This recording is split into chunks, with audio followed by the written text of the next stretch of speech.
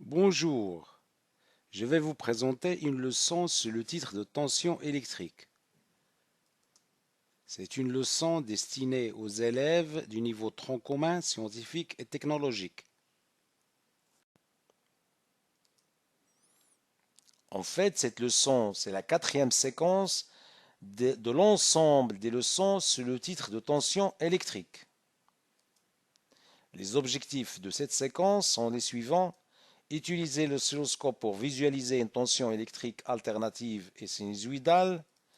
Le deuxième objectif, c'est de savoir utiliser l'oscilloscope pour déterminer certaines caractéristiques de la tension électrique alternative sinusoïdale, à savoir, je cite, valeur maximale de la tension, sa période et sa fréquence. La première question qu'on doit se poser, qu'est-ce qu'un oscilloscope et à quoi sert un oscilloscope? Et pourquoi on utilise un oscilloscope? Voilà la photo qui représente un oscilloscope. C'est un appareil électrique avec un écran, avec un ensemble de boutons et de réglages un peu compliqués.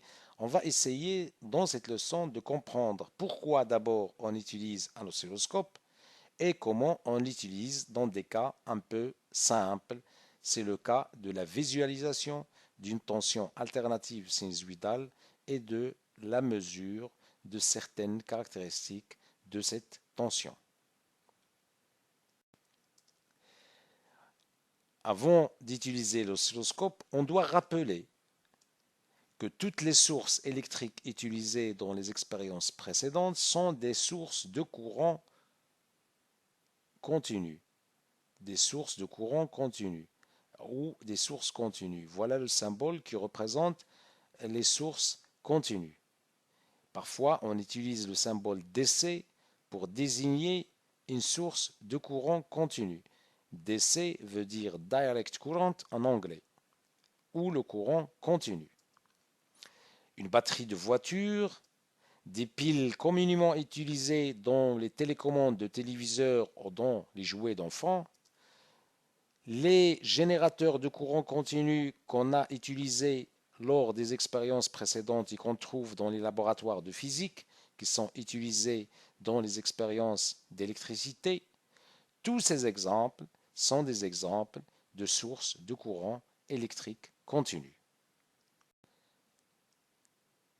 Eh bien, toutes ces sources, elles ont toujours une borne positive, généralement de couleur rouge, ou parfois désignée par un petit symbole plus. Ils ont aussi une borne négative qui est généralement de couleur bleue ou de couleur noire, ou tout simplement désignée avec un petit symbole moins.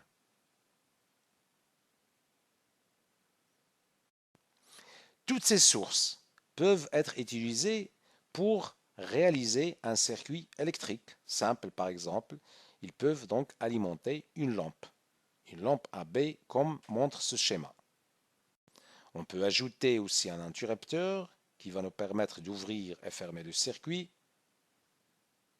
Une fois l'interrupteur est fermé, le circuit sera parcouru par un courant électrique. La lampe s'allume. Les flèches rouges sur la figure nous montrent que le courant électrique parcourt dans un sens bien déterminé, qui est de la borne plus du générateur vers la borne moins à l'extérieur du générateur. C'est ce qu'on avait appelé le sens conventionnel du courant électrique. Donc je peux dire que lorsque j'utilise une source électrique continue, celle-ci produit un courant qui a toujours un sens qui est le même, qui ne change pas, qui est bien déterminé et qu'on peut représenter avec des flèches. Je peux aussi mesurer une tension, par exemple la tension au borne de la lampe, la tension UAB représentée par la flèche verte. Si je veux mesurer cette tension, j'utilise un voltmètre. Le voltmètre doit être monté en parallèle comme montre la figure. Une fois la mesure, le montage est bien fait, on peut effectuer la mesure et on peut déterminer une valeur de tension fixe, constante. Donc je peux dire que toutes les sources électriques continues, ils sont caractérisées par leur tension. électrique qui est constante, qui ne change pas avec le temps et qu'on peut mesurer avec un voltmètre, évidemment monté en parallèle.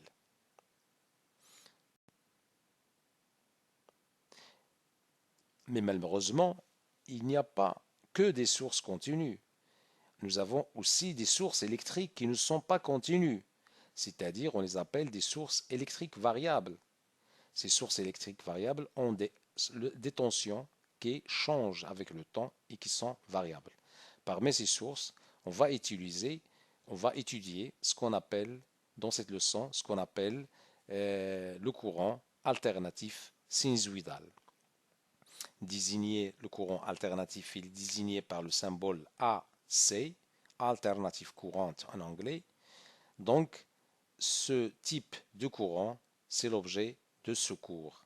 Les adjectifs alternatifs et sinusoïdal seront expliqués par la suite de ce cours. La question qu'on doit se poser maintenant est la suivante. Où on trouve le courant alternatif sinusoïdal? Eh bien, le courant alternatif sinusoïdal, il existe tout près de nous, dans nos maisons, dans la prise de courant électrique, dans nos maisons ou dans le laboratoire. Donc je peux dire que le courant électrique domestique a pour valeur une tension qui change et qui varie avec le temps, il n'est pas fixe comme le cas du courant continu, et le courant électrique alternatif sinusoïdal qu'on trouve dans la maison n'a pas de sens, raison pour laquelle il n'y a pas de signe plus ou moins sur les bornes d'une prise de courant dans nos maisons domestiques. Pour étudier ces variations, avec le temps, on doit utiliser un nouveau appareil. Un voltmètre ne suffit plus, donc il faut un nouveau appareil, c'est l'oscilloscope. Donc on a répondu à la question pourquoi on utilise un oscilloscope. On utilise un oscilloscope pour étudier des tensions électriques qui ne sont pas fixes et qui n'ont pas un sens bien déterminé.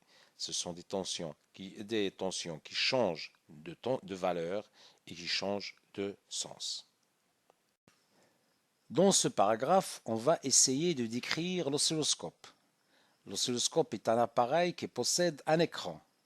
L'écran permet d'afficher les variations de la tension en fonction du temps.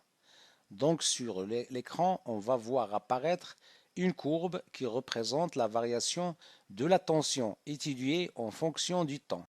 L'axe horizontal étant l'axe des abscisses. Cet axe est réservé au temps.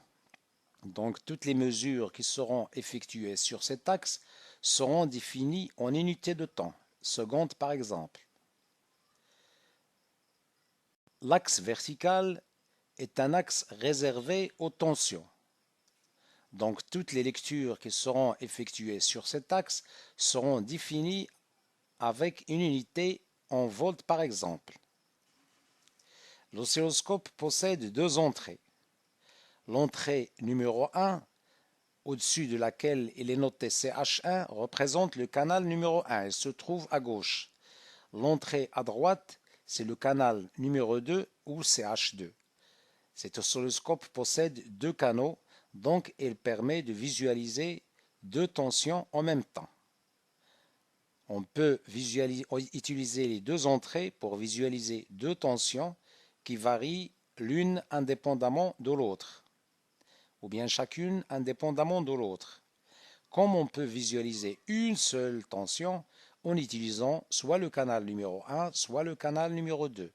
Les deux canaux sont équivalents, on peut utiliser l'un ou l'autre. En haut à droite, il y a un bouton très important. On va agrandir ce bouton pour l'examiner de près.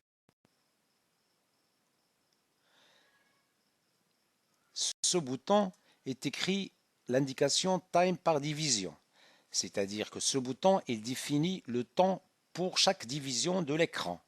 Une division de l'écran, c'est un petit carreau qui est lu sur l'axe du temps. Les unités définies autour de ce bouton sont divisées en trois zones. Une première zone en secondes, une seconde en millisecondes. Un milliseconde, c'est 10-3 secondes, c'est-à-dire un millième de seconde, ou en microsecondes, c'est-à-dire un millionième de seconde, ou 10-6 secondes.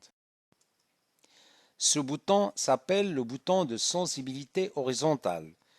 Il donne des valeurs selon l'indication et le réglage qui sont faits sur ce bouton en microsecondes ou en millisecondes ou en secondes par division. Donc toutes les lectures liées à ce bouton doivent être faites sur l'axe en rouge qui est l'axe horizontal ou l'axe du temps. Un second bouton se trouve en bas, s'appelle le bouton de sensibilité verticale. On voit écrire sur ce bouton volt par division. Ça veut dire que c'est un calibre qui nous permet de lire les tensions sur l'axe vertical. Chaque division de l'axe vertical représente un certain nombre de volts indiqués par ce bouton. Ce bouton est directement lié à la tension du canal numéro 1. Un second bouton, identique au premier, est aussi un bouton de sensibilité verticale. Il est lié au canal numéro 2. Toutes les valeurs indiquées par ces boutons sont données en millivolts ou en volts par division. Donc la lecture sur l'axe vertical sera faite en millivolts ou en volts. On peut utiliser les deux canaux pour visualiser deux tensions, comme on peut choisir l'un des deux canaux si on veut visualiser une seule tension. Dans ce paragraphe, on va visualiser une tension alternative sinusoïdale. Donc on va réaliser un circuit électrique qui comporte un générateur appelé générateur basse fréquence. C'est un générateur qui va produire une tension variable appelée tension alternative sinusoïdale. On va ajouter à ce générateur un résistor. On va ajouter aussi une lampe L qui sera branchée entre les points A et B. Et finalement, un interrupteur pour fermer le circuit. Une fois le circuit est fermé, il sera parcouru par un courant alternatif sinusoïdal. Supposons qu'on veut visualiser la tension UAB. Dans ce cas, la tension UAB n'est pas une tension continue, elle n'est pas une tension constante. C'est une tension qui varie en fonction du temps. Donc, on a besoin d'un oscilloscope. On a besoin aussi d'un câble spécial qui va nous permettre d'injecter cette tension à visualiser dans l'un des deux canaux de l'oscilloscope. En fait, la tension UAB est égale à VA moins VB. VA et VB sont respectivement le potentiel au point A et le point B. Donc on peut considérer le point B comme étant une origine des potentiels, c'est-à-dire le point où le potentiel électrique est nul. Ce point, on l'appelle la masse. Généralement, on utilise ce symbole pour définir la masse. Le fil noir doit être connecté au point B, c'est-à-dire au point qui représente la masse. Le fil rouge doit être connecté au point A, c'est-à-dire le point qui correspond au sommet de la flèche UAB de la tension à visualiser. L'autre bout du câble sera connecté à l'entrée numéro 1, le canal CH1, ou au canal numéro 2. Dans notre cas, on va choisir le canal numéro 2 par exemple. Une fois ces branchements sont faits, on voit apparaître sur l'écran une courbe qui représente la variation de la tension UAB en fonction du temps.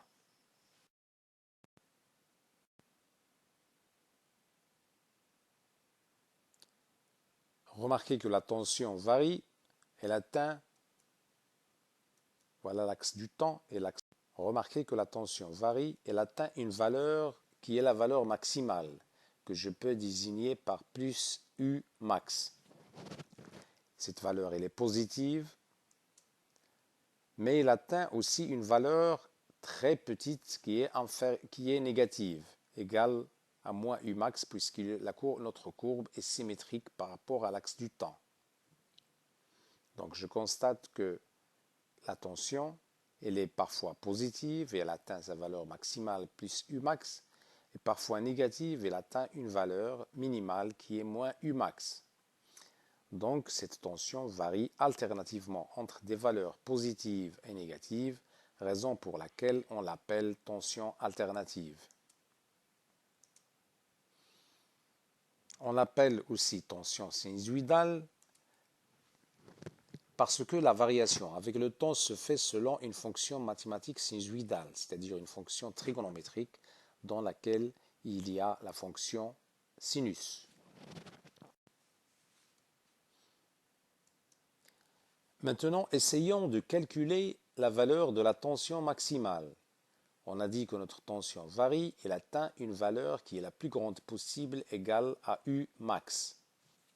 Essayons de calculer U max. Le trait qui correspond aux U max est éloigné du zéro de notre figure de 3,5 divisions. Regardons le bouton de sensibilité verticale qui est entouré par le carré bleu. Ce bouton indique 5 volts par division. Donc notre sensibilité verticale est de 5 volts par division, c'est-à-dire que Umax n'est rien d'autre que le produit de la sensibilité verticale par les déviations verticales, ou le nombre de divisions verticales qui correspond à Umax. Le calcul, une fois fait, il nous donne une valeur de Umax égale 17,5. Donc je peux écrire 17,5 volts, c'est la valeur maximale de la tension. Moins 17,5 volts, c'est la valeur minimale. Remarquez que cette valeur maximale, elle est atteinte à l'instant T1. La tension diminue, devient nulle, ensuite négative et reprend son augmentation jusqu'à ce qu'il atteigne la valeur maximale de nouveau à l'instant T2. Le temps qui sépare T1 et T2 est un temps qu'on appelle la période du signal ou de la tension. Comment calculer cette période? Remarquez bien que cette période T correspond sur l'écran à 4 divisions. Le bouton de sensibilité horizontale qui nous donne l'échelle du temps utilisée nous indique une sensibilité horizontale de 1 milliseconde par division. Donc la période T, qui est égale à 4 divisions, sera égale T égale à Sx sensibilité horizontale fois la déviation ou le nombre de divisions qu'on a horizontalement.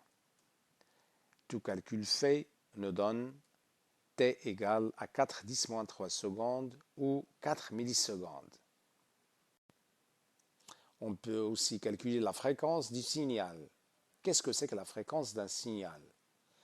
La fréquence, c'est le nombre de périodes T par seconde, c'est-à-dire dans chaque seconde, nous avons vu dans cet exemple que la période elle est égale à 4 millisecondes, donc c'est un phénomène très rapide, c'est un changement très rapide.